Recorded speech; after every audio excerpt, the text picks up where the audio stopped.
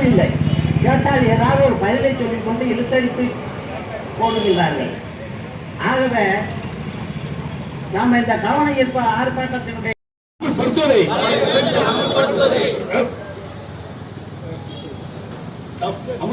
அமல்படுத்து அமல்படுத்து ஏமாற்றாதே ஏமாற்றாதே அரசு ஊழியர்களை ஏமாற்றாதே. ஒன்றிய அரசு ஊழியர்களுக்கு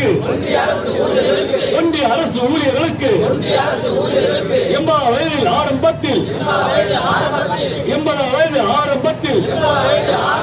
20 சதவீத ஊதியம் ஓய்வூதிய உயர்வினை வழங்குவோம். மாநில அரசு ஓய்வுகளுக்கும் வழங்கிட வேண்டும்.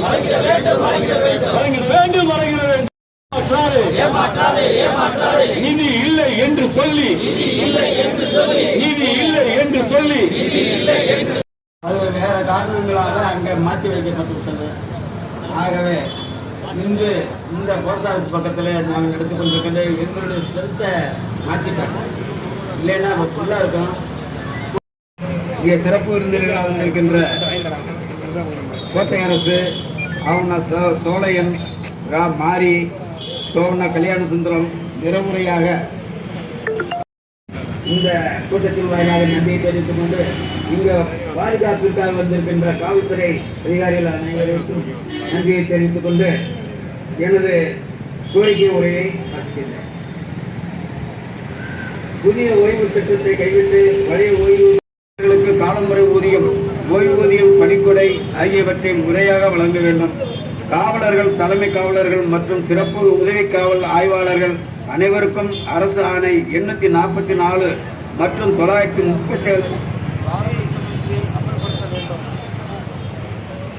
4 ஆண்டுகளாய் எங்களுடைய கோரிக்கையை நீங்கள் கவனிக்க தவறுகிறீர்கள். தயவு செய்து ஓய்வூதியர்களை கஷ்டப்படுத்த வேண்டாம். புதிய ஓய்வு திட்டத்தை ரத்து செய். அமல்படுத்து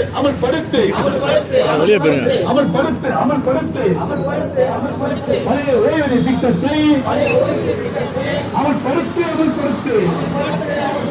தமிழக